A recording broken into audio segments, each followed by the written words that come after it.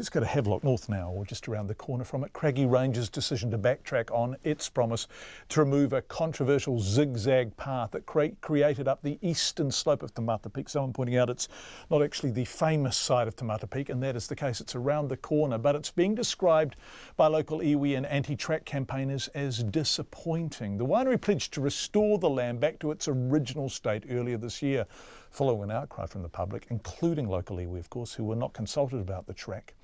Craggy Range says restoring the land is now not as simple as previously thought, as it will cost millions and leave the landscape in a worse condition. Our Hawke's Bay reporter, Anusha Bradley, filed this report. 5 options to fix the track carved into Te Mata Peak and clearly visible from the Heratonga Plains below were presented in a report to affected parties early this morning. The report was commissioned by Craggy Range. Its chief executive, Michael Wilding, says completely removing the track as promised would cost millions, create legal issues and look even worse.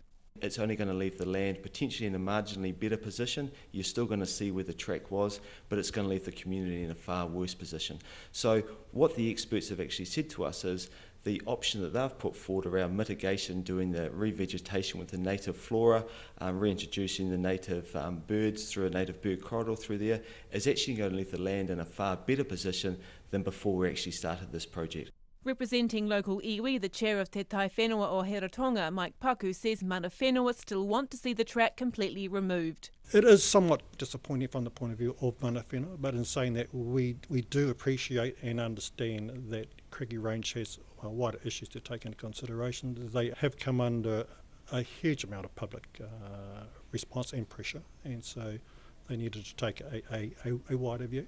The preferred option of mana whenua is the same as it has always been, and it hasn't changed. It is the restoration of the whenua. That has to be our starting point to any further conversation. 17,000 people signed a petition calling for the track to stay, and on weekends a constant stream of people can be seen scaling their way up and down the zigzagging path. But Anna Archibald, whose own petition calling for its removal attracted 4,000 signatures, says Craggy's plan to plant the eastern face of the slope with natives doesn't make sense. Hugely disappointed. As a landscaper, you're actually drawing more attention to that area, that skinny little area that they bought.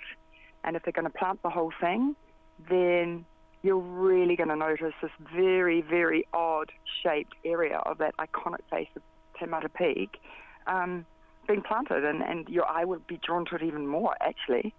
The chair of the Environmental Defence Society, Gary Taylor, agrees. We're getting our landscape expert to review the material that they've produced. I have to say that there's a high level of spin and self-serving assumptions in that material. Mr Taylor says the Society will also consider potential legal options after consulting with iwi and the Council. Te Mata Park and its famous peak are managed by the Te Mata Park Trust Board. RNZ understands the board's trustees are divided over whether to keep or remove the track. In a statement, its chair, Mike Devonshire, says it supports a solution that services the interests of the wider community. Hastings Mayor Sandra Hazelhurst declined to be interviewed, but says the District Council has asked for more information from Craggy Range about its proposal before deciding on an appropriate course of action. In Napier for Checkpoint, Anusha Bradley.